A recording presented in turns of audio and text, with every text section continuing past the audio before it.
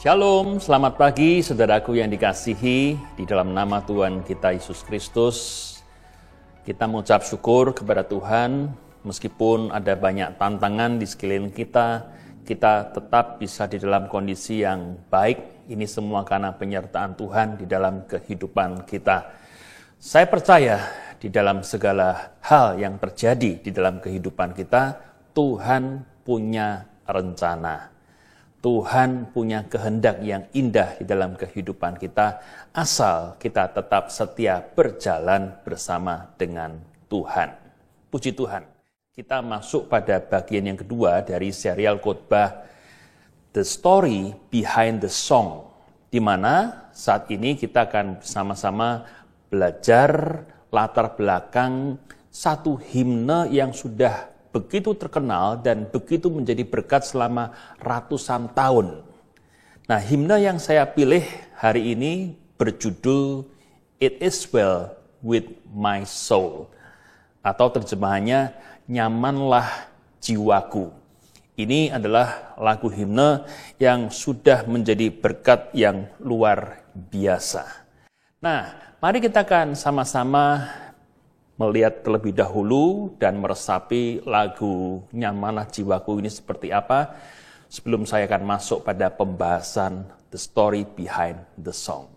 When peace like a river attendeth my way, when sorrows like sea billows roll, whatever my life thou hast taught me to say, it is well with my soul. It is well with my soul, with my soul. It is well with my soul. Sungguh lagu yang begitu luar biasa, bukan?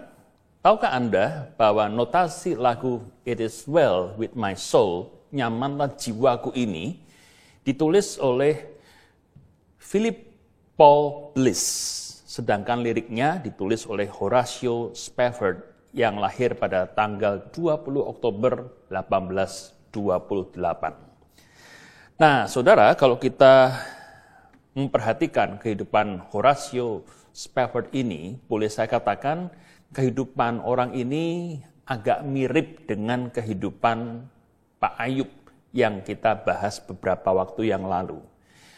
Ya, seorang yang saleh, seorang yang takut akan Tuhan, namun kehidupannya juga gak lepas dari berbagai masalah yang menurut saya itu masalah-masalah bukan sekedar masalah biasa, tapi masalah-masalah yang sangat berat di dalam kehidupannya. Nah, mari kita akan lihat latar belakang dari Horatio Spafford yang menulis lirik Nyamanlah Jiwaku ini.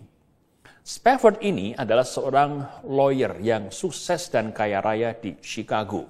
Tuhan memberkati pekerjaannya dengan luar biasa, namun orang ini juga seorang yang cinta Tuhan. Dia aktif di dalam berbagai pelayanan, baik di gereja maupun pelayanan-pelayanan yang intinya untuk memberitakan Injil. Jadi ini orang selain kerja sekuler sebagai seorang lawyer, tapi punya hati yang sangat cinta Tuhan, sehingga dia pergunakan waktu-waktunya yang lain untuk melayani Tuhan dan sesama. Nah, Spafford ini juga adalah sahabat dari penginjil D.L. Moody di Amerika. Jadi ingat ya, Spafford ini berasal dari Chicago, dari Amerika, dan Spafford ini adalah Hoping, sahabat daripada penginjil D.L. Moody yang sangat terkenal. Dan saudara, seorang sahabat yang bernama George Stebbins menggambarkan Spafford ini adalah seseorang yang punya kepandaian yang luar biasa, multi talent. Dia orang yang berbudi luhur juga, Dia bisa musik, bahkan bukan sekedar bisa, dia menjadi musisi rohani yang terkemuka juga. Bahkan seorang yang tekun mempelajari Alkitab. Dari sini saudara kita melihat bahwa latar belakang orang ini begitu luar biasa. Udah pinter, takut akan Tuhan, sukses, kaya, diberkati Tuhan, keluarganya pun berbahagia. Namun kalau kita melihat kelanjutan dari kisah kehidupan Spafford ini, seorang yang diberkati Tuhan ini harus melewati masa-masa yang sangat sulit di dalam kehidupannya. Mengapa? Karena terjadi tragedi demi tragedi di dalam keluarganya. Yang pertama, anak laki-lakinya meninggal karena sakit pneumonia. Aduh, ini satu hal yang sangat menyedihkan. Kehilangan satu anak itu sangat-sangat membuat hati itu luka, robek, sedih, sangat kecewa. Tapi itulah yang terjadi. Belum cukup dengan itu, investasi real estate-nya di tepi danau Michigan rugi besar ketika terjadi kebakaran besar di Chicago tahun 1871. Punya bisnis real estate perumahan juga hancur, rugi. Rumahnya terbakar ketika Chicago terbakar. Aduh, tambah berat lagi kondisinya. Nah, untuk menghibur istri dan anak-anaknya yang lain, ia berpikir, si Horatius Spafford ini, yuk kita pergi untuk join dengan KKR di El Moody yang diadakan di Inggris. Kita akan naik kapal bareng-bareng. Nah, namun saudara, pada hari H, yaitu tanggal 22 November 1873, ketika keluarga ini mau berangkat, tiba-tiba Horatius Spafford dikasih tahu oleh pegawainya, Pak, Bapak nggak bisa berangkat, masih ada urusan yang harus diselesaikan. Bapak nanti nyusul aja sama ibu dengan anak-anak. Oke, akhirnya ia pamitan dengan istrinya dan dengan keempat anak perempuannya dan istrinya tetap dalam kapal berangkat duluan, sedangkan dia menyelesaikan urusan terlebih dahulu. Nah, akhirnya apa yang terjadi? Pada tanggal itu, kapal yang ditumpangi oleh istri dan 4 anaknya itu bertabrakan dengan kapal lain. Sehingga akhirnya 4 anaknya perempuan yang masih kecil-kecil tenggelam bersama dengan 245 penumpang lainnya. Aduh, saudara, ini satu tragedi yang begitu berat. Dalam satu hari, Horatius Spafford kehilangan 4 anak perempuannya. Hanya istri dan beberapa penumpang lain yang selamat. Jadi kita lihat ya, dia kehilangan 5 anaknya di dalam kehidupannya. Nah, sesampainya di kota Cardiff, setelah istrinya diselamatkan dengan beberapa orang yang lain, istrinya ini menulis telegram kepada suaminya. Horatio, terjadi kecelakaan.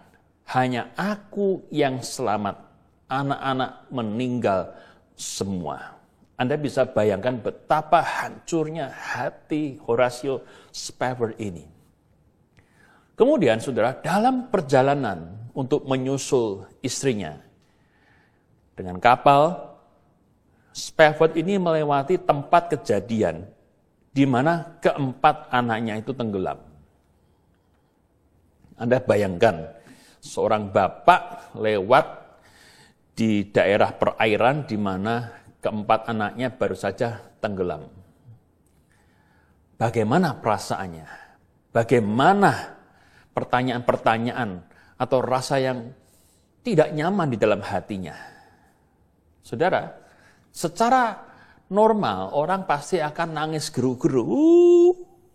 Orang akan begitu berduka cita, bisa histeris. Bahkan ada yang berkata, kalau saya dalam situasi kayak begitu, bisa gila saya. Tapi di tengah-tengah kedukaannya, Spafford ini justru menuliskan kalimat-kalimat puitis yang indah, yang akhirnya diangkat menjadi lagu It Is Well With My Soul. Nyamanlah, nyamanlah jiwaku. Lagunya seperti ini liriknya. When peace like a river attendeth my way, when sorrows like sea billows roll, whatever my lot thou hast taught me to know, it is well with my soul. Ketika damai yang seperti sungai itu mengalir di hatiku, ketika kesedihan seperti lautan yang bergelora, apapun keadaanku, Engkau Tuhan telah mengajariku untuk berkata, nyamanlah jiwaku. Saudara, satu hal yang luar biasa. Di TKP tempat kejadian meninggalnya keempat anaknya itu, Spafford tidak menumpahkan kedukaannya. Tapi justru hati dan pikirannya ia fokuskan kepada pengampunan yang sudah dilakukan oleh Kristus. Dan pengharapannya akan kedatangan Tuhan yang kedua kalinya. Sehingga dia boleh berkata, di tengah-tengah kehancuran, di tengah-tengah kehilangan, di tengah-tengah duka cita yang luar biasa ini, jiwaku tetap bisa bersorak-sorai di hadapan Tuhan. Justru aku merasakan damai yang mengalir seperti sungai. Justru aku tetap bisa merasakan kasih Tuhan memeluk aku. Dan aku bisa merasa jiwaku itu nyaman senyaman-nyamannya. Bukan karena kuat gagahku, tapi karena Roh Kuduslah yang menjadi kekuatan bagi Spafford di tengah-tengah duka. Secara manusiawi, saudara, sulit dipercaya bahwa di tengah-tengah suasana duka yang mendalam, Spafford ini sanggup mengatakan, nyamanlah jiwaku. Tapi di sini kita melihat bahwa Spafford ini ketika dia fokus kepada Tuhan, Tuhan memberikan kekuatan ekstra yang luar biasa. Terima kasih buat anugerah Tuhan yang begitu indah, bahkan di tengah-tengah kedukaan sekalipun. Namun saudara, kalau kita membaca kisah daripada Horatius Spafford, setelah dia mengalami kehilangan yang luar biasa dari keempat anaknya ini, kemudian bisnis yang hancur, apakah ketika teman-teman gereja melihat semua rentetan peristiwa yang terjadi dalam kehidupan Spafford ini, mereka kemudian menjadi prihatin, mereka kemudian memberikan support moral yang diperlukan. Itu apa enggak? Ternyata enggak, saudara. Sedihnya begini, saudara. Pada waktu gereja dan teman-teman pelayanannya itu melihat bahwa, aduh, Pak Spafford ini kok ngalami begitu banyak kesialan ya, ngalami begitu banyak masalah ya. Nah, mereka kemudian menghakimi dan mengatakan, Spafford, kamu harus bertobat deh. Kayaknya kamu ini dosanya terlalu banyak di hadapan Tuhan, sehingga Tuhan memberikan kamu azab keluargamu. Hilang keluargamu, hancur ya, bisnismu gak karuan. Dan mereka berkata, mesti ada dosa rahasia yang kamu sembunyikan, sehingga tangan Tuhan begitu keras menghajar keluargamu. Dan sedihnya saudara, mereka itu justru mengeluarkan keluarga Horatius Spafford ini dari keanggotaan jemaat. Sudah mengalami susah begitu, teman-teman di gereja yang dimana mereka pun ikut membidani lahirnya gereja itu, justru menjauhi dia, bahkan mengusir keluarga ini. Aduh saudara, ini satu hal yang sangat-sangat menghancurkan hati sebetulnya. Setelah kehilangan 5 anak, harta benda, kini mereka juga kehilangan persekutuan dengan jemaat dan teman-teman mereka. Karena sudah diusir, ya akhirnya mereka putuskan, udahlah kita pindah saja, memulai hidup baru ke Yerusalem. Nah, ketika mereka pergi ke Yerusalem, di Yerusalem ini mereka mendirikan satu komunitas yang disebut sebagai The American Colony, yaitu tempat untuk mereka ini bisa memberitakan Injil kepada orang-orang Yahudi, dan tempat di mana para pelancong dari seluruh dunia boleh menginap di sana, tinggal di sana, menikmati suasana kekeluargaan, menikmati suasana persekutuan Kristen yang hangat dengan Bapak dan Ibu Spafford ini, sehingga akhirnya saudara, banyak orang yang bertobat ketika mereka bersentuhan dijamah dengan lifestyle kehidupan dari the American Colony ini. Hari ini saudara, kalau Anda pergi ke Yerusalem, Hotel American Colony ini berdiri dengan gagah, dengan indah, dan ini adalah hotel yang dirintis oleh keluarga Horatio Spafford yang sampai hari ini terus menjadi berkat.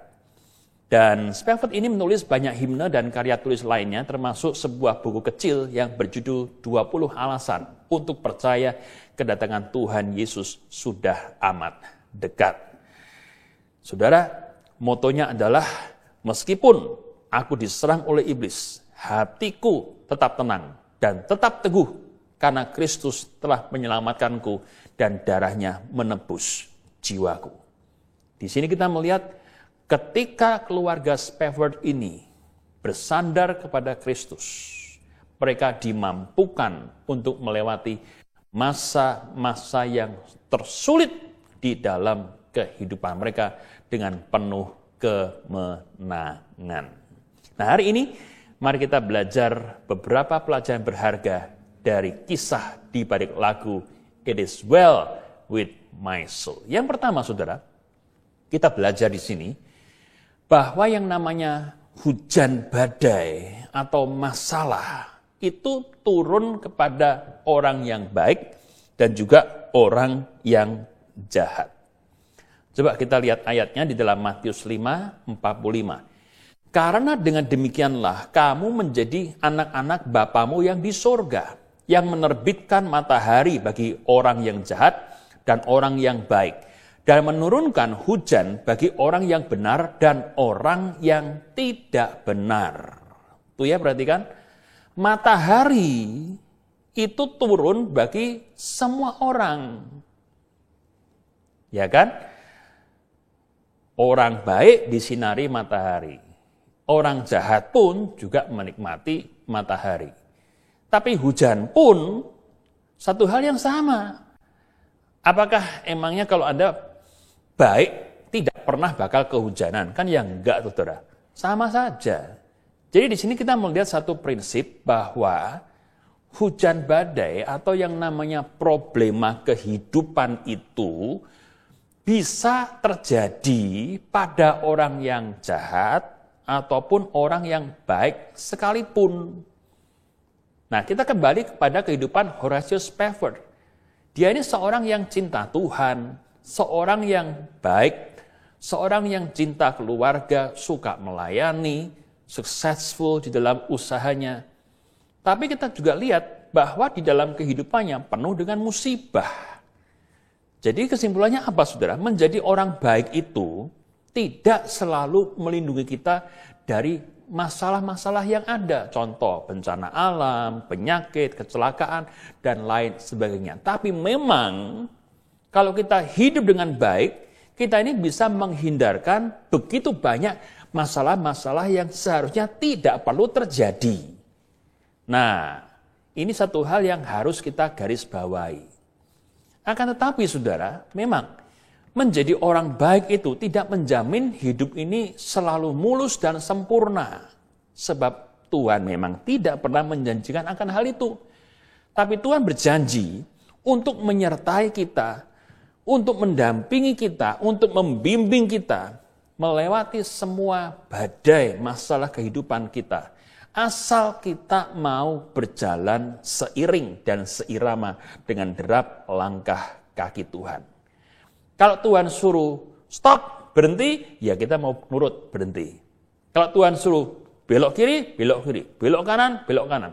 Naik, naik. Turun, turun. Asal kita mau dengar-dengaran kepada Tuhan.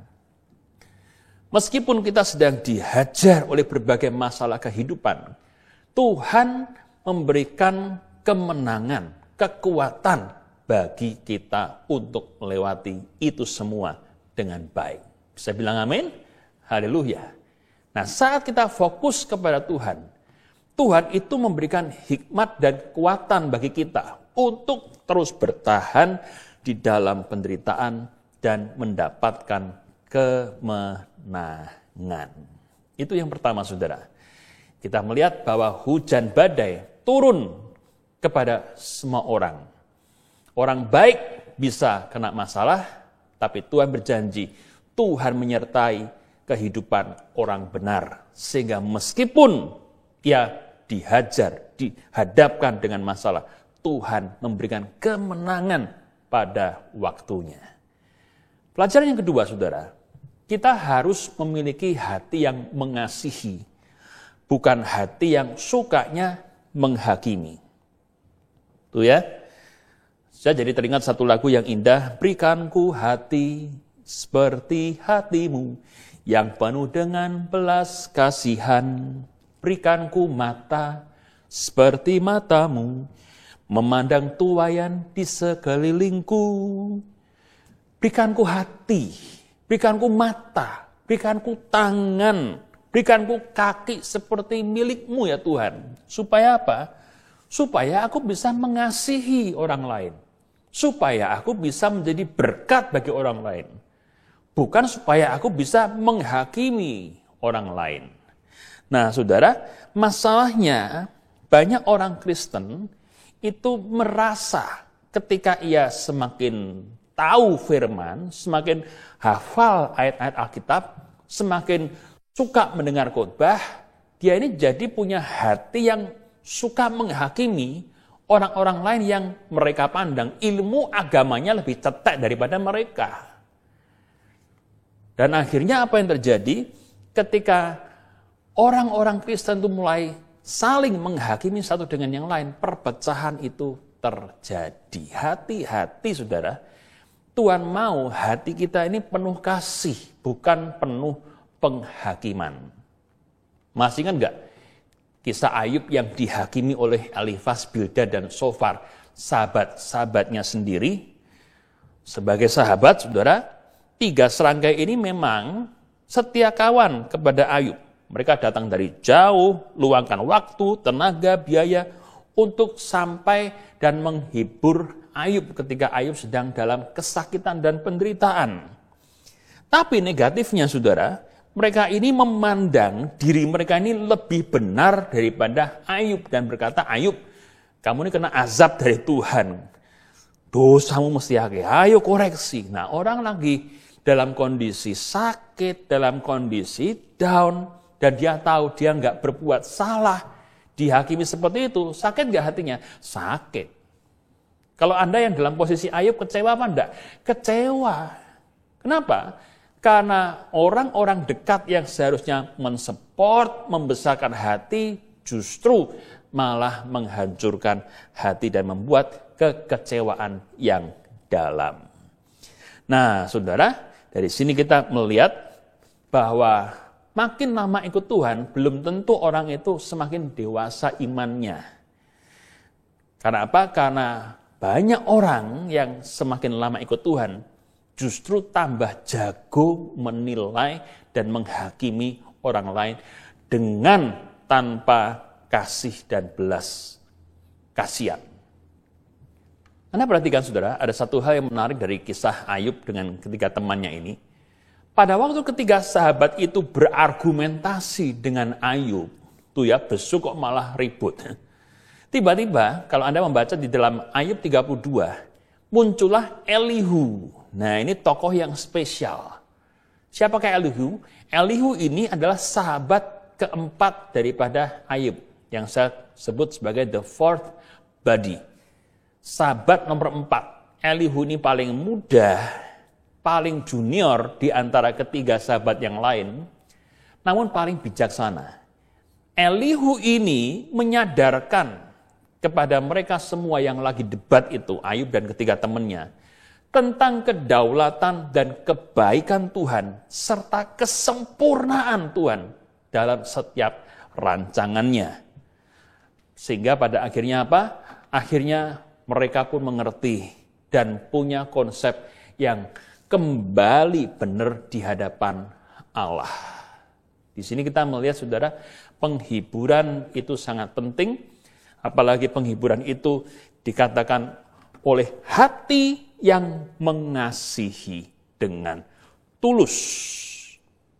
Nah, kembali kepada kisah Spafford ini saudara. Saya prihatin sekali ketika membaca, waduh, ini teman-teman pelayanan, ya, itu penatua-penatua gereja yang seharusnya bisa memberikan doa, dukungan, support, kok malah mengeluarkan orang yang sedang penuh dengan duka ini. Dan berkata, orang ini dikutuk Tuhan karena nyimpen dosa rahasia. Saudara, sikap seperti ini, yaitu sikap menghakimi, terpelihara di dalam banyak gereja Tuhan hari-hari ini di seluruh dunia melalui pengajaran-pengajaran teologia kemakmuran. Kalau kamu hidupnya sukses, kaya raya, Tuhan berkenan kepadamu. Kamu diberkati Tuhan, kamu disayang Tuhan. Tapi kalau kamu sakit, kamu susah hidupnya, pasti ada dosa di dalam kehidupanmu. Nah, saudara, seruan-seruan seperti ini sama sekali tidak punya dasar Alkitab. Bahkan menjadi satu tuduhan yang tajam bagi mereka yang tidak kaya, bagi mereka yang mengalami sakit penyakit atau tidak sukses secara duniawi. Tidak jarang, saudara, mereka yang tidak berhasil disembuhkan dari penyakit dicap tidak beriman atau menyembunyikan dosa oleh pendeta-pendeta gadungan yang mengaku memiliki kuasa penyembuhan. Padahal justru, dengar baik-baik, iman dan doktrin mereka-mereka inilah yang korup. Kenapa? Karena teologi kemakmuran ini bukan hanya menciptakan kekristenan yang menjadi hamba uang, melainkan juga seringkali menyerang orang-orang Kristen yang justru paling tabah di dalam penderitaan. Jadi saudara, hati-hati dengan sikap menghakimi, karena ini satu sikap yang sangat-sangat mengerikan di dalam kekristenan. Dan kalau kita lihat dalam teologi kemakmuran, orang seperti Spafford ini produk gagal. Kenapa? Susahnya banyak, kemalangannya banyak. Berani nggak Anda ngomong, Horatio Spafford orang yang tidak diberkati Tuhan. Kalau juga dengan menggunakan kacamata teologi kemakmuran yang ikut Yesus harus sukses, harus kaya raya, harus enak terus hidupnya. Lah Tuhan Yesus itu bagaimana, saudara? Mati usia muda, 33 tahun. Matinya juga dianggap sebagai penjahat lagi. Mengalami penderitaan yang luar biasa. Suksesnya di mana kalau dari segi teologi kemakmuran?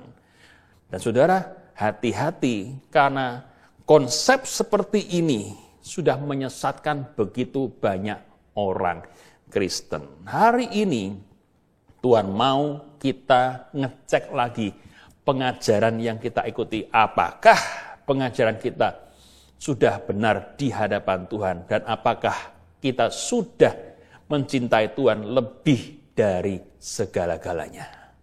Warning buat kita, saudara. Janganlah kamu menghakimi, maka kamu pun tidak akan dihakimi. Dan janganlah kamu menghukum, maka kamu pun tidak akan dihukum. Ampunilah orang lain, maka kamu pun akan diampuni. Lukas 6 ayat yang ke-37. Sampai di sini jelas? Oke, kita lanjut. Dan yang ketiga, saudara, kita belajar melalui peristiwa-peristiwa yang dialami oleh Horatio Spafford ini, bahwa hidupmu itu tidak ditentukan dari apapun yang menimpamu.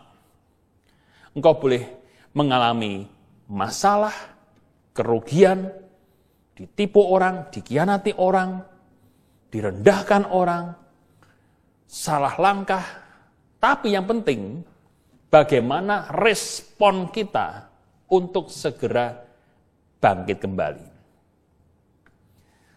Jangan pernah berpikir, saudara, Kalau ikut Yesus, saya kepinginnya hidup senang anti masalah. Karena apa? Karena memang itu nggak mungkin. Sebaliknya, mari kita responi setiap masalah kita dengan iman yang tertuju kepada Tuhan. Karena dialah sumber hikmat dan kekuatan kita. Kekuatan kita terbatas, saudara. Kesehatan kita pun terbatas. Kepintaran kita ini terbatas. Jangan dipikir kita ini unlimited, enggak, terbatas.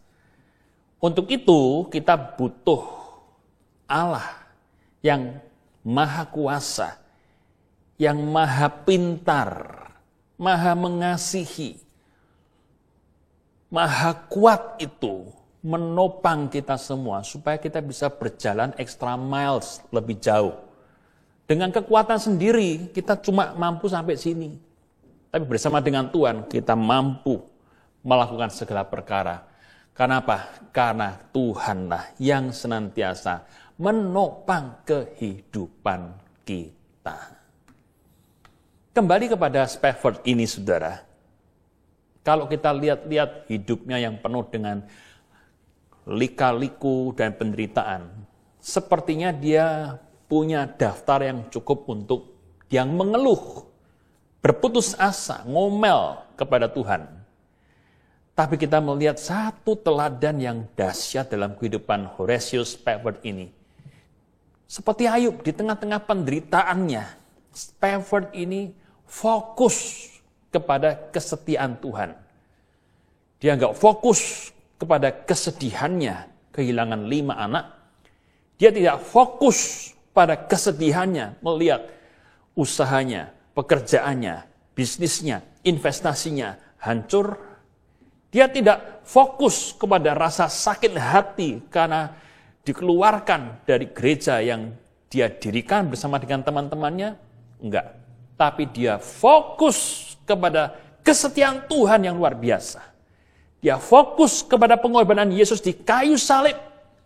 Sehingga dia boleh berkata, apapun yang terjadi, Tuhan, Engkau mengasihi aku.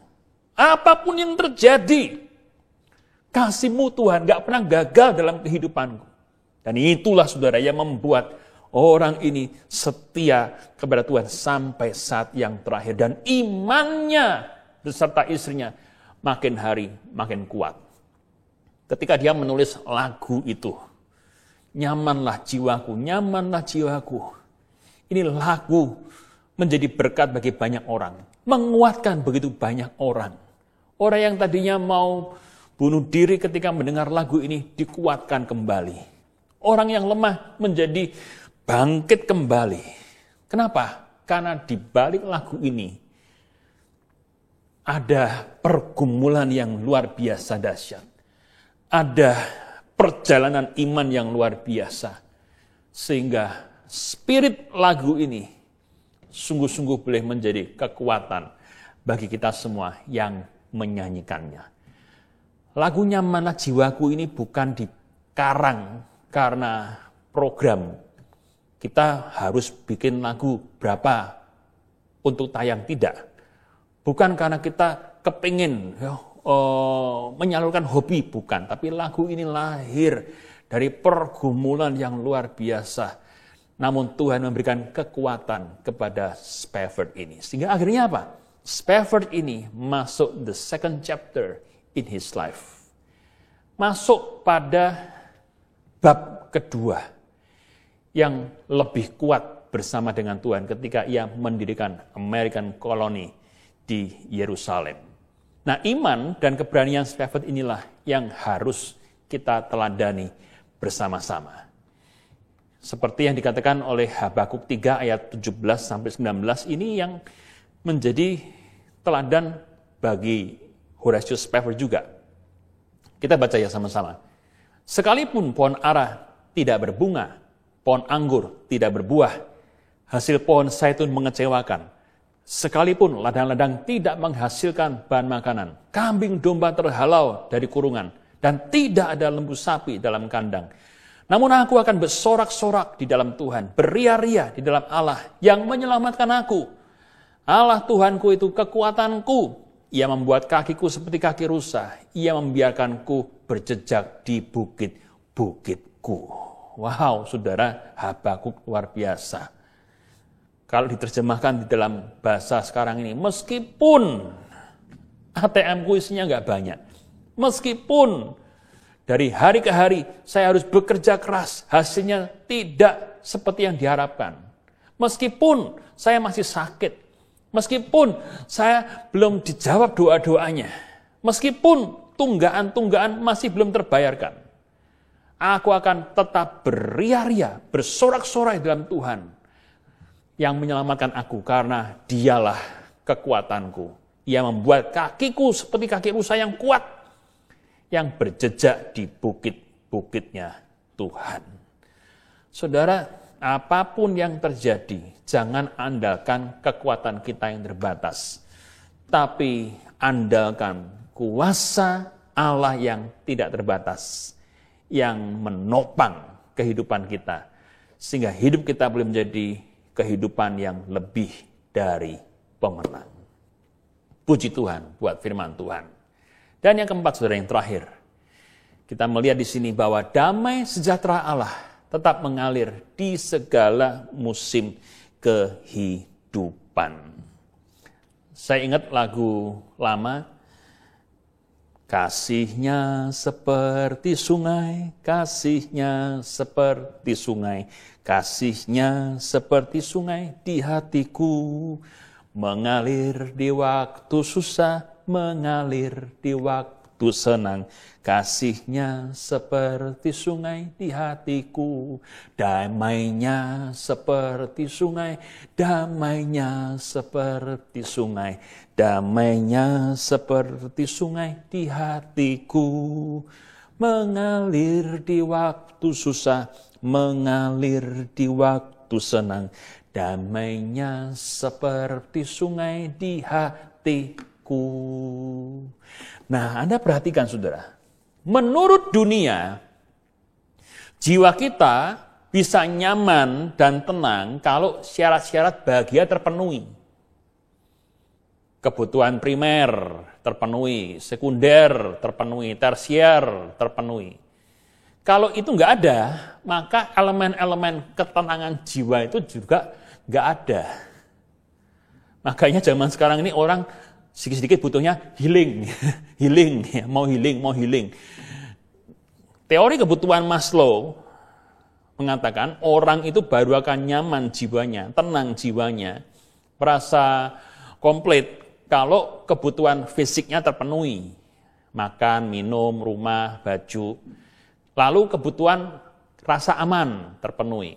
Kemudian social need, kebutuhan untuk dikasihi, untuk disayang dan mengasihi. Kemudian kebutuhan akan penghargaan. Kemudian kebutuhan akan aktualisasi diri. Nah, kalau ini semua dilengkapi semua, maka baru bisa berkata, nyamanlah, nyamanlah jiwaku. Tapi kalau ada badai, ada masalah, remuk, ya mana bisa nyaman. Nah, ini pikiran dunia. Namun, saudara, Tuhan mengajarkan kepada kita, ketika kita beriman kepada Tuhan, damai sejahtera yang melampaui segala akal itu mengalir di dalam hati kita. Sehingga di dalam kondisi apapun juga, baik atau susah, dengan mantap kita boleh berkata, nyamanlah, nyamanlah jiwaku, karena Tuhan besertaku. Yohanes 14:27 dikatakan, damai sejahtera ku tinggalkan bagimu, damai sejahteraku kuberikan kepadamu, dan apa yang kuberikan tidak seperti yang diberikan oleh dunia kepadamu. Janganlah gelisah dan gentar hatimu. Damainya yang seperti sungai itulah yang akan terus mengalir dalam hati orang-orang yang mengasihi Dia. Filipi 1:4 berkata, akan hal ini aku yakin sepenuhnya, yaitu Ia yang memulai pekerjaan yang baik di antara kamu akan meneruskannya sampai pada akhirnya pada hari Kristus Yesus. Kenapa bisa damai? Karena kita tahu bahwa Tuhan menyertai kita dari perjalanan dalam dunia yang fana ini sampai kita masuk ke surga yang kekal. Amin, saudara. Puji Tuhan. Jadi sebagai kesimpulan, apa pelajaran-pelajaran yang bisa kita tarik dari kisah himne Nyamanlah Jiwaku ini? Yang pertama, kita sudah belajar bahwa hujan badai turun kepada orang baik atau jahat. Terima fakta ini, tapi gandenglah Yesus untuk terus bisa mendampingi kita menjalani kehidupan kita sekarang sampai selama-lamanya. Yang kedua, kembangkan, miliki, dan latihlah hatimu ini menjadi hati yang mengasihi, bukan hati yang sukanya menghakimi orang, sukanya merasa paling benar sendiri. No, milikilah kasih di dalam hati kita, karena kasih itulah yang akan menjadi berkat bagi banyak orang. Hati yang mengasihi membuat hidup kita damai. Hati yang mengasihi membuat berkat Tuhan mengalir dalam kehidupan kita. Hati yang mengasihi membuat mujizat Tuhan, karya Tuhan yang indah boleh terjadi di dalam kehidupan kita. Yang ketiga, hidupmu tidak ditentukan dari apapun yang menimpa engkau. Namun bagaimana responmu untuk bangkit, itulah yang terpenting. Dan yang terakhir, kiranya damai sejahtera Allah boleh mengalir di dalam kehidupan kita, di dalam suka dan duka. Saya percaya ketika kita menyanyikan lagu Nyamanlah Jiwaku ini, kasih, berkat, anugerah, penyertaan Tuhan boleh menjamah hati kita, menguatkan hidup kita untuk terus berjalan bersama Dia sekarang sampai kita masuk ke Yerusalem yang baru. Yuk, kita akan berdoa bersama-sama. Bapa di surga, terima kasih buat satu himne, satu lagu, yaitu It is well with my soul, Nyamanlah Jiwaku, yang kami sudah pelajari dari kehidupan keluarga Horatio Spafford ini. Kami nggak menyangka ternyata pengarang lagu ini begitu mengalami banyak penderitaan dalam hidup, namun ia boleh tetap setia sampai saat yang terakhir. Kami pun mau belajar Tuhan untuk tetap setia, tetap mengasihi Engkau, memiliki hati yang penuh kasih, dan kami mau Tuhan hidup kami berkenan di hadapan Tuhan. Meskipun mungkin hari-hari ini kami sedang mengalami begitu banyak masalah. Kami mau tetap setia kepada Engkau Yesus, karena kami tahu bahwa Tuhan turut bekerja di dalam segala perkara, mendatangkan kebaikan buat kami semua. Meteraikan firman-Mu dalam hati kami Tuhan, dan kami mau Tuhan, supaya penyertaan yang sempurna dari Tuhan boleh menyertai kami semua. Bersama dengan Tuhan, kami lebih dari pemenang. Kami tidak takut, karena Engkau yang senantiasa menyertai kami. Tuhan, kami juga berdoa bagi jemaat-jemaat yang sedang sakit dimanapun mereka berada. Kiranya Tuhan menjamah di dalam nama Yesus Kristus. Kuasa-Mu Tuhan menyembuhkan, membangkitkan, dan memulihkan mereka 100% dengan sempurna Tuhan. Yang lemah boleh dikuatkan Tuhan. Tuhan yang memberkati setiap usaha dan pekerjaan, bahkan studi kami di dalam nama Yesus Kristus. Kami tidak akan pernah kekurangan, karena Tuhanlah yang menjadi sumber berkat, sumber kekuatan dalam kehidupan kami sekarang sampai selama-lamanya. Akhirnya, saudaraku yang dikasihi Tuhan, terimalah segala berkat, kasih, anugerah, dan penyertaan yang sempurna daripada Allah Bapa, Putra, dan Roh Kudus menyertai engkau hari ini sampai selama-lamanya. Amin. Tuhan Yesus memberkati kita semua.